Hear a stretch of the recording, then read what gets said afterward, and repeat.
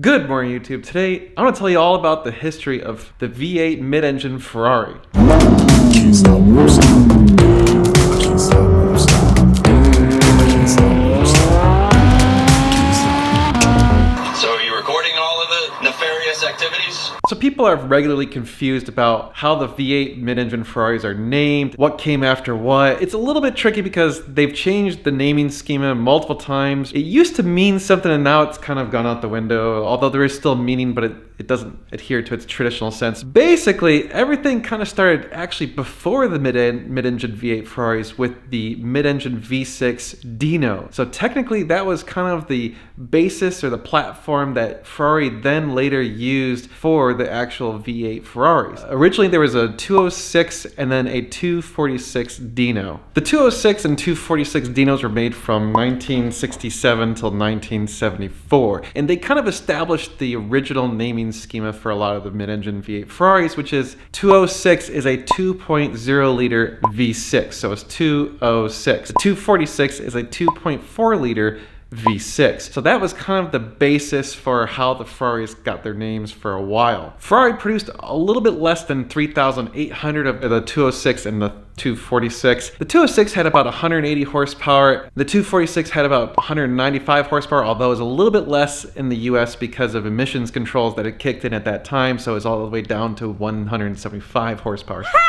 Not exactly massively performance engines back then. That's kind of how everything was back at that time. After the 206 and 246 Dino, Ferrari came out with the 308 GT4 and the 208 GT4. So those were actually a 2+2 configuration, so it's a 4-seater, and it had a transverse mounted engine. So no, at that point in time, you still did not have to actually remove the engine to do the belt service. That didn't come until later. But again, it did have a 3.0 liter V8, and then of course a 2.0 liter V8 in the 208, which is very small. So that actually was the smallest V8 engine that Ferrari produced. It must have had tiny little pistons. That's what she said? Initially, the 308 GT4 and the 208 GT4 were badged as the Dino, but then Ferrari saw that the sales weren't as good because the name wasn't as recognizable, so they switched the name to the Ferrari 308 GT4 and the Ferrari 208 GT4. More than you can afford, pal. Ferrari.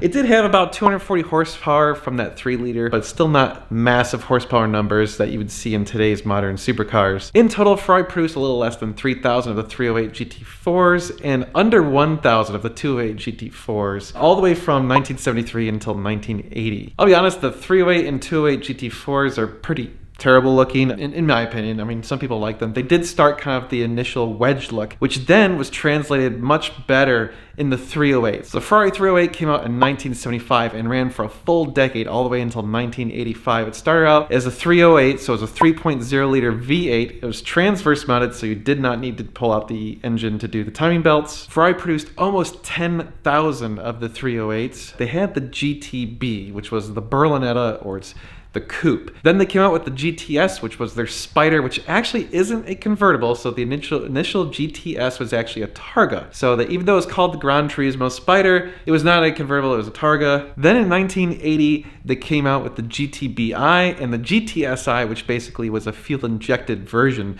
of the GTB and the GTS. Not a massive improvement, but at least they got mechanical fuel injection. Then in 1982, they came out with the QV, which was the Quattro Valvole. Pardon my terrible slaughtering of the Italian language, but I'll do my best. There's a lot of Italian words coming up, and yeah, just go with it, okay? I'm gonna do my best, and what can I say? I'm a dumb American. So the Quattro Valvole added a lot more horsepower, so it had 4 valves per cylinder. That's why it's Quattro 4 Valvole valve. So 240 horsepower. They did have it in the GTB and the GTS versions. Then in 1980, they came out with the 208 GTB, which was actually a smaller engine that was only sold in Italy. It was for tax reasons. And then in 1982, they actually came out with the 208 GTB Turbo and the GTS Turbo, which was still the 2.0 liter V8 with the turbo. Then in 1980 came out what many consider to be the ugliest Ferrari, I would probably agree, which was the Mondial,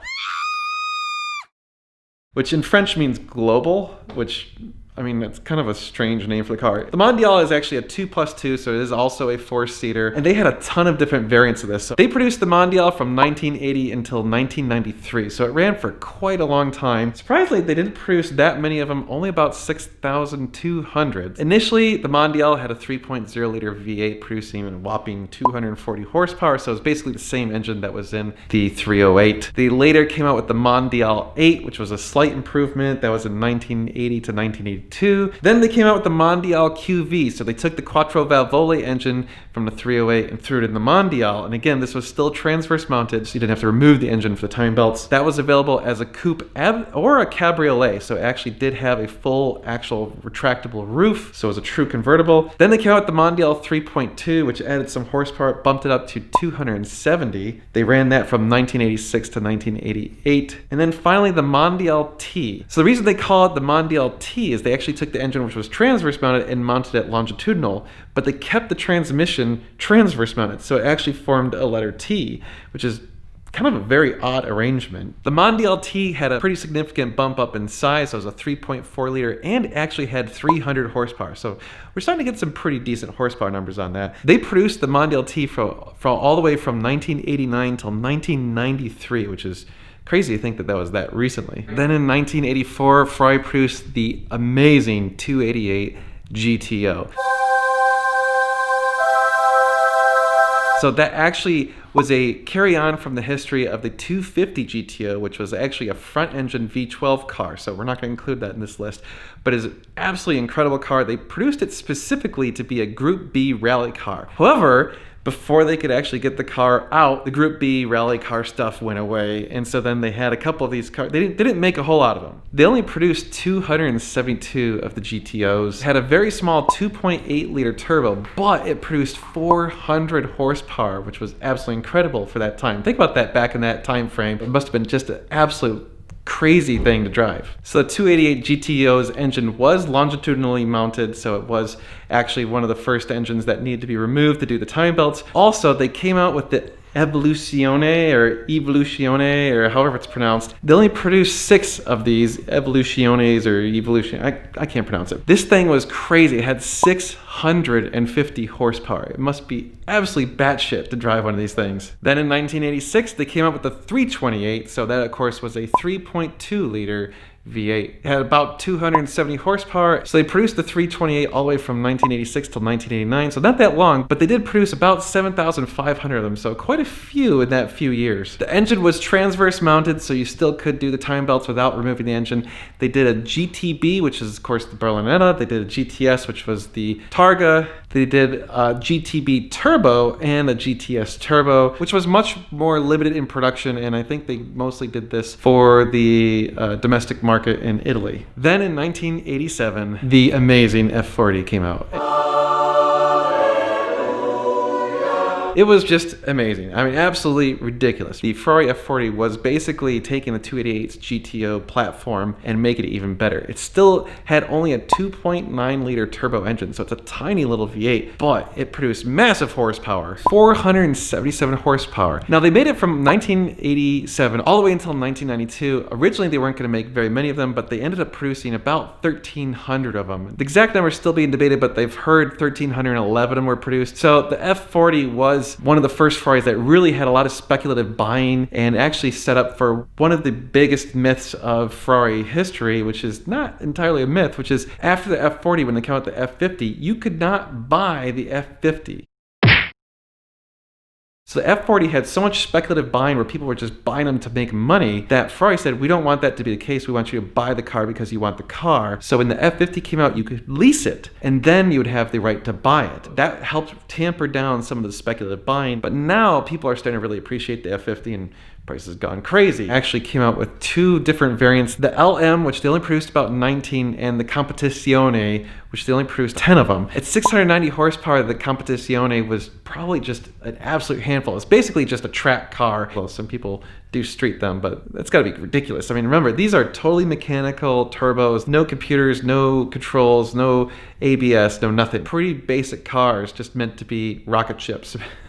Rocket ships on the street. Then in 1989, Ferrari came out with the 348, which is commonly called the Baby Rossa or the Baby Testarossa. So it did look a lot like the Testarossa. It was a 3.4 liter V8. And yes, this was the one that kind of made a lot of the myths about Ferrari. It did need the engine to come out every few years to do the timing belt service. It was the first major production car from the start that required the engine to come out. So it wasn't one of the special cars. It wasn't the F40, the 288 GTO. This was a massively produced car that needed a lot of maintenance to keep it going. The 3.4 liter produced about 300 horsepower. They produced about 8,900 of them, maybe a little bit less than that. This is also when they changed some of the nomenclature for the naming of the cars. So they had the TB, which was the Berlinetta, and the TS, which was the Spider, or it's the Targa top. Then they came out later on with a GTB and a GTS. So it was still a Spider and a Berlinetta. So TB stood for Transversale Berlinetta. I'm not sure why they said that. I think maybe Transversale meant that it was longitudinal. I don't know.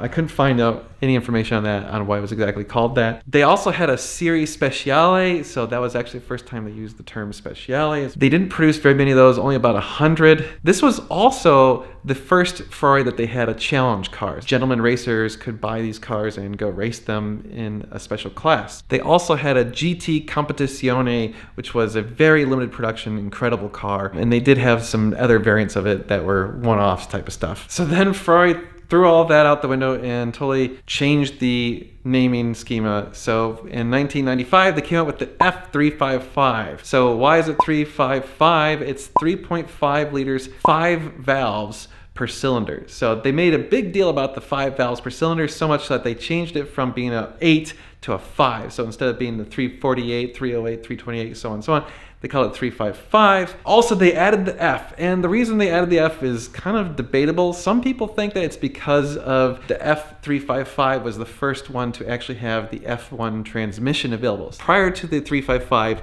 all of the Ferraris had an actual gated manual transmission. In 1997, the F1 transmission became available. So that was a single clutch transmission where basically they bolted on a bunch of hydraulic actuators and a computer control system, and that would actually shift the car for you using the flappy paddles. The 355 got a bump in horsepower up quite a bit from the 348, all the way up to 375 horsepower, so a pretty substantial improvement in horsepower. They also produced almost 11,300 of them, so quite a big bump up in production over the 348, a couple thousand more, 3,000 or 4,000 more. Of course, this still needed the engine out for the timing belt service, so this was also one of the cars that is become mythical status of Ferraris need their engine out. So yes, this one and the 348 both need the engine to come out for the timing belt service. So again, they offered a Berlinetta, although they just called it the Berlinetta. They didn't call it the GTB or the TS or any of that stuff. It was just called the Berlinetta. Then they had the GTS, which was the Targa. And of course, they actually had a Spider. They also did do the Challenge Series in the 355, which was much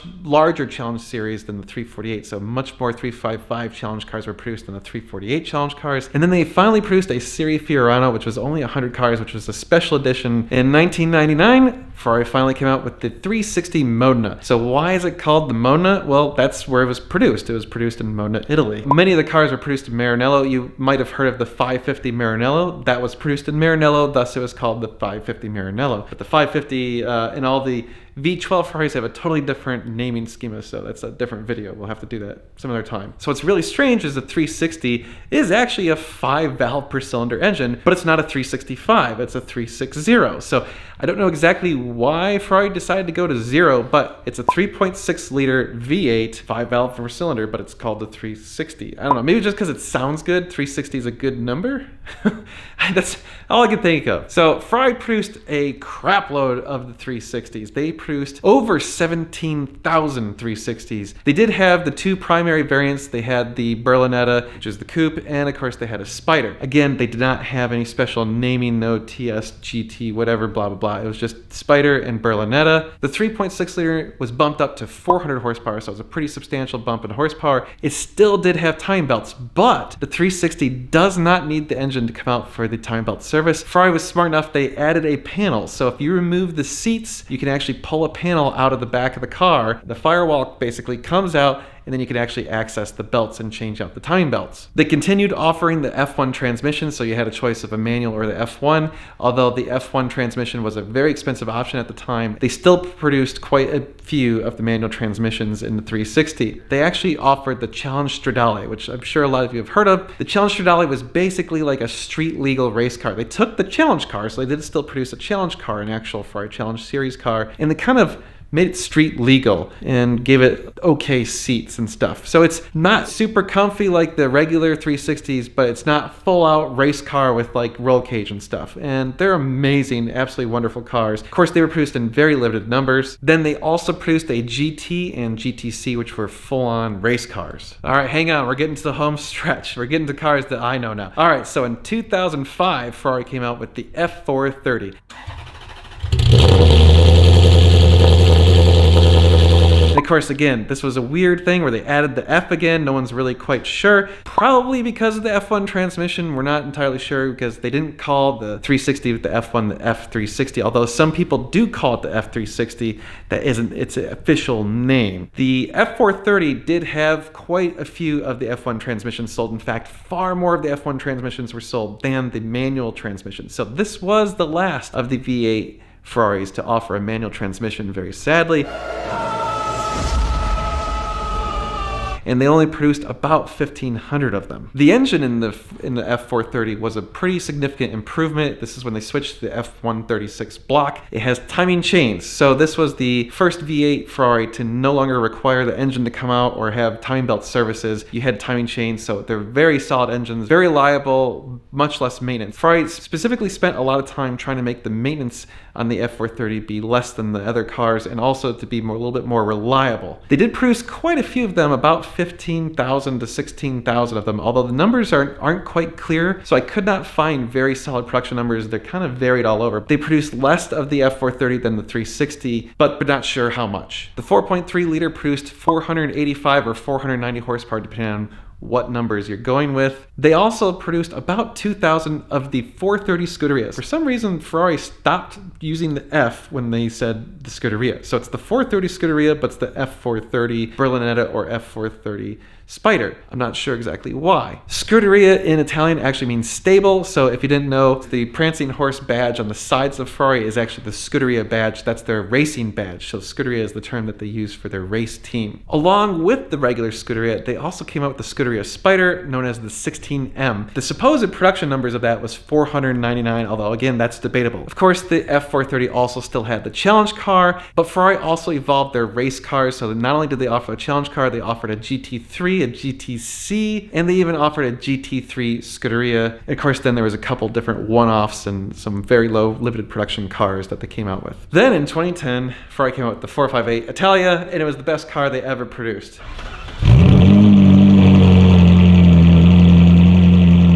I have no bias. I don't know why you would think I'm biased. But anyway, it was a 4.5 liter V8. So again, they went back to adding the 8, I guess because 458 sounds cooler than 450. Why is it 458, the individual numbers versus like 430 or 360? I don't know. I think it's just because certain numbers sound better. 458 doesn't sound as cool as 458. But anyway, it's also called the 458 Italia. And of course, they did it because it was the flagship of Italy. Currently, the production numbers are pretty much impossible to find, but they know that there's over 15,000 produced. I've heard rumors that it could be as many as 20,000 because they did produce quite a few of these. The 4.5 liter produced 560 horsepower approximately, depending on whose numbers you're using. Again, it still has a timing chain, so no engine out is necessary for timing belt service because there's no timing belts. Sadly, with the 458 came the demise of the manual transmissions. So this car did not have the F1 transmission. It was no longer a single clutch transmission. It was a dual clutch flappy paddle transmission. That is all that was offered in the 458. So there is no manual transmission option available after this point for the V8 Ferraris, sadly. Ferrari also, for the first time, offered a hardtop Spider. So they had the Berlinetta Coupe, and then they had the hardtop Spider. But then they came out with the Speciale. So the Speciale was, of course, a beefed up version of the regular 458. It had more horsepower. It had 597. This was the the highest horsepower per liter output of any naturally aspirated V8 engine or any naturally aspirated engine at that point in time. Besides the Speciale, they also produced the Speciale A or the Speciale Aperta. So that is, of course, the Spider version of the Speciale, and they only produced apparently 499 of those, although again, questionable numbers. They also had a China edition, which I've never even heard of. Apparently they made about 20 of these as to commemorate 20 years of being sold in China. And of course, they still had the Challenge car. They had a GT2, a GT3, and a Grand Am car. And of course, they did a couple different one-offs for various different reasons. So after the 458, Ferrari tossed the nomenclature out the window and came out with the 488 GTB. The 488 GTB is not a 4.8 liter V8. It is actually a 3.9 liter turbocharged V8. So my assumption is that they kind of wanted the numbers to always increase all the way from the 308, 328, 348, 355, 360, 430, 458, they couldn't go to 390, right? People would be like, why is it less? So it produced 660 horsepower, a massive, almost 100 horsepower improvement over the 458, which obviously makes it substantially faster than the 458. But of course, this was the end of the naturally aspirated V8 mid-engine Ferraris. Are you saying boo or boo-earns? I was saying boo-earns. There was a lot of debate over how it sounds versus how these sound, and did it kill the soul and blah, blah, blah. That's up to you. Me personally, it did. It killed the soul. I actually don't like the turbo Ferraris. I'm not a fan of the sound, and I've driven them, and their feeling is a little bit different. But anyway, we digress. Of course, they still only offered the dual clutch transmission in the car. The GTB, which was the hardtop Berlinetta, they had a Spider, which of course is the hardtop convertible. They do have the Challenge series and the Challenge cars, but instead of doing Speciale, they had the Pista. And of course, the Pista was another bump up in horsepower all the way up to 710 horsepower, which is absolutely ridiculous. And they also have a Pista Spider. So it's just called the Pista Spider, not Pista A. I don't know why. They just keep changing things around. They also came with the Pista Pilotti, which is a race car version. And of course, they had the GTE and a GT3, which again, these are straight up race cars. The 48s are produced all the way from 2015 till 2019, which leaves us 2020. They're coming out with the new F8 Tribuno. It's no longer just numbers, it's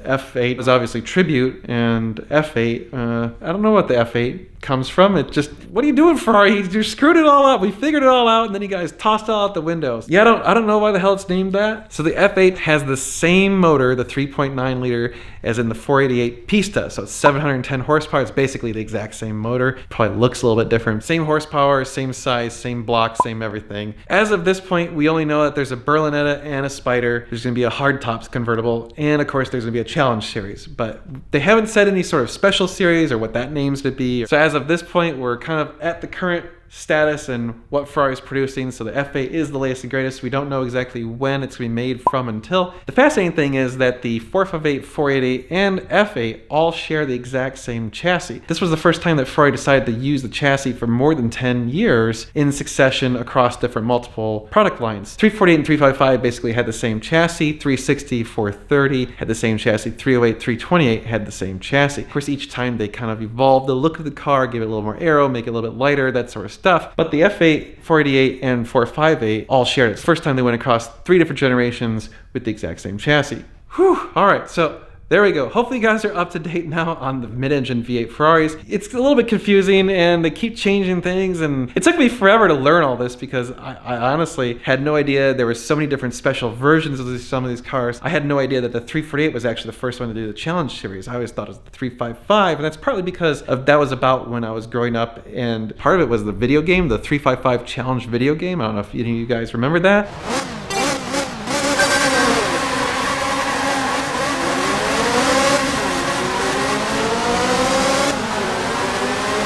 I always loved playing that game because it had an actual manual transmission. Alright guys, so hopefully you learned a little bit. Hopefully you learned a little bit about the history of the Ferrari and the mid-engine V8s. If you guys have some other interesting things you want me to research and look up and talk about, I can do that. I think I'll probably do the V12 Ferraris, although admittedly I don't know those nearly as well as the V8s because, well, I'm just not as interested in them. They're more of the Grand Tourers, and these are kind of more of their sport coupe kind of series, so it's a little bit different. The latest and greatest Ferraris keep changing the damn names, and they make it more complicated, and of course they've added a bunch of new cars. So now you got the Cali, and you got the Portofino and the Lusso, and so hopefully now you can walk around and say, I know exactly what that means when I see a 328. We've got a lot of car stuff coming your way. Obviously, we're doing some more cool Ferrari stuff. You guys are want to stay tuned, so like, share, and subscribe. Make sure you hit the notification bell. Make sure to click it so it says all notifications. That way you actually get the notifications, because a lot of you have been complaining that even though you're subscribed and hit the notification, you don't actually get the notifications, and that's probably why. We're going to be doing a lot of car stuff. You guys are going to want to stay tuned. It's going to be sweet. Come on. You want to be the shop dog still, huh? Yeah. Oh, hello. Hello. Are you the prancing Basotto? Yeah. The Basotto Rampante?